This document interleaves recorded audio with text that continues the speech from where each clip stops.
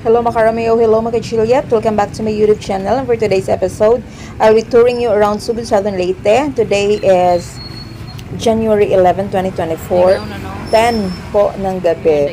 Pansin ko wala masyadong tao ang kanilang night market dito. Just for today, pansin ko siguro ano pa yung mga tao mula New Year. So, hindi pa sila masyadong gumagala-gala sa labas ng bahay kasi marami pang makakain sa loob. And pansin ko hindi pa nila kinuha yung mga lights nila, kaya ituturo ko kayo sa mga lights dito, display of lights nila dito sa Subic, Southern Leyte. Samahan nyo ako sa tour natin ito. Pinakalitra ni Juan sa plano, pinakalitra mga riramig sugod kay palit na migman ni diyan. Ito na lamang pun mo na ho, tara.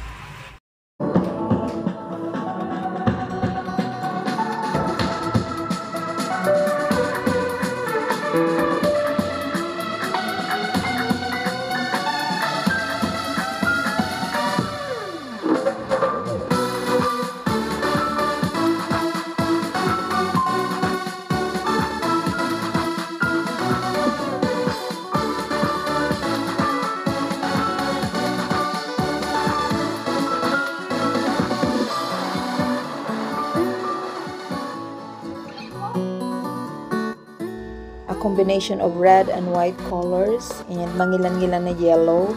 It's very beautiful, parang artistic talaga siya. So this is the first time maybe in years na ganito kagalante yung pa-lights nila dito after Odette. So pwede tayo magpa-picture on that open box, sa that open gift na lights nila. Ang ganda, pagkatat ang ganda. So red and white sila dito, sa bunto kasi green and yellow.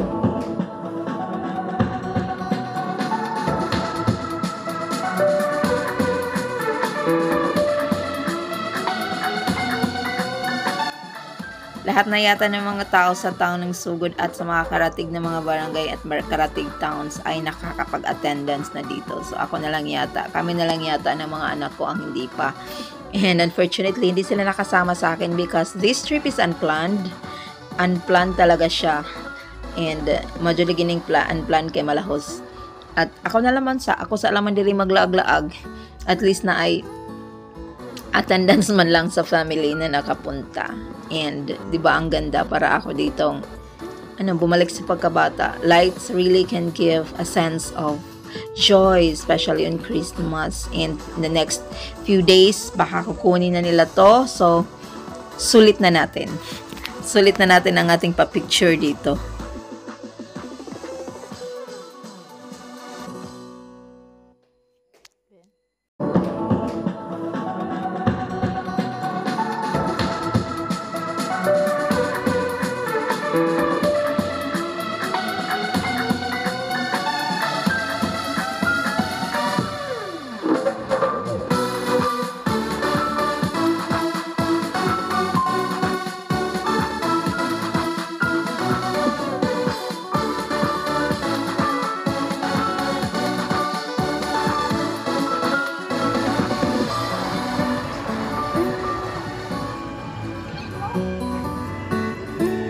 A few years after Odette, wala silang pa-lights dito at ngayon lang yata ito na ibalik kasi nga parang naka-recover na po yung Southern Leyte sa effect ng Odette for many years. And kaya nga parang nasasabik yung mga tao talaga na makapag-picture at makapasyal sa mga ganitong pasyalan. Pero ngayon, ako na lang talaga mag-isa. So lahat sila tapos na. Ako na lang. So, samahan nyo na lang ako para may kasama naman.